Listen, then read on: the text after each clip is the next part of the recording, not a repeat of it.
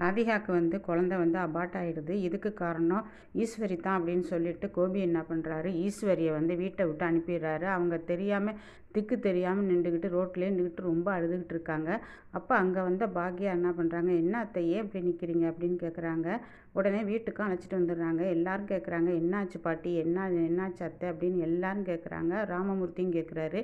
அப்போ கேட்கும்போது அவங்க இந்த செய்தியை சொல்கிறாங்க, குழந்தை கலைஞ்சதுக்கு நான் தான் காரணம்னு சொல்லிட்டு கோபி என்னை வீட்டை விட்டு வெளியே போக சொல்லிட்டான் அப்படின்னு சொல்லும்போது, அப்போ தான் அவர் சொல்கிறாரு, ஈஸ்வரியோட வீட்டுக்காரர் சொல்கிறாரு, தாத்தா சொல்கிறாரு, இதுக்கு தான் நான் அப்பயே சொன்னேன், அவனை பற்றி உனக்கு தெரியாதா, அவனை பற்றி எனக்கு தெரியும், இதுக்கு தான் நீ புள்ளேன்னு நிற்காத, அவன்ற குணம் தெரியாமல் நீ என்ன பண்ண பார்த்தியா, பாக்கியாவே நீ என்ன அசிங்கப்படுத்தின தெரியுமா அப்படின்னு சொல்லும்போது அப்படியே வெட்கப்பட்டு வேதனைப்பட்டு அப்படியே தூங்குறாங்க அவங்க.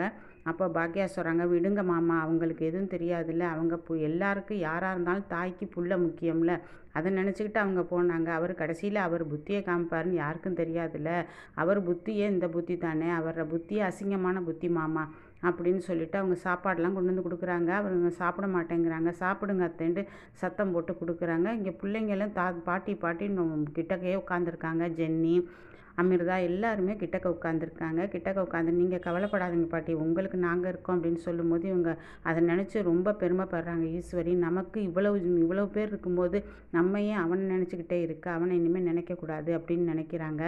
இங்கே பாக்யாவும் செல்வியும் பேசிக்கிறாங்க. பாவம் இல்லை அத்தை, பாவம் இல்லை அப்படின்னு. ஆமாம், இந்த உங்கள் மாமியா போச்சுல, பிள்ளைய நம்பி போனதுக்கு அவர் எப்படி பரிசு கொடுத்துருக்குறாரு பார்த்தியாக்கா, அதுக்கு தான் அவரை நம்பக்கூடாதுக்கா, அவரை எப்படி நீ நம்பினதுக்கு உனக்கு எப்படி துரோகம் பண்ணார், இந்த கிளவியை பாரு எப்படி போச்சுன்னு.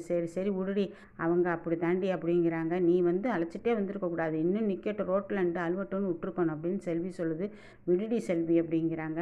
அப்போ என்ன பண்ணுது, எழில் என்ன பண்ணுறாரு, அவரை வெட்டுவேன் குத்துவேன்னு கிளம்புறாரு. அதுக்கு பாக்கியா சொல்கிறாங்க, ஏண்டா வெட்டுவேன் குத்துவேன்னு கிளம்புனா எல்லாம் போனதெல்லாம் வந்துருமா, அவங்கள அவமானப்படுத்தினது வந்துருமா, நான் அன்னைக்கு சாப்பாடு கொண்டு போனதுக்கே ராதிகாட அம்மா என்னை ஒரு மாதிரி பார்த்தாங்க, நீ ஏன் இங்கே வந்தேன்னு கேட்டாங்க, இதையேம்மா எனக்கு முன்னாடியே சொல்லலைன்னு எழிலும் செல்வியும் கேட்குறாங்க.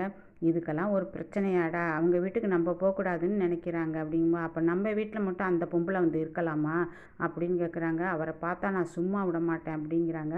இங்கே கோபி என்ன பண்ணுறாரு, ரொம்ப மன வருத்தத்தில் இருக்கிறாரு. அம்மா வீட்டை விட்டு போக சொன்னதுனால கோபி வெளியில் வர்றாரு. வெளியில் வரும்போது செல்லியன் இதுக்காகவே காத்துக்கிட்டு இருந்து, இப்போ உங்களுக்கு சந்தோஷமாக இருக்கீங்களா, எதுக்கு எங்கள் பாட்டியை நீங்கள் அழைச்சிட்டு போனீங்க, இந்த மாதிரி அவமானப்படுத்தி அனுப்புறதுக்கு தான் அழைச்சிட்டு போனீங்களா அப்படின்னு பேசிக்கிட்டு இருக்கும்போதே எழில் வந்துடுறாரு.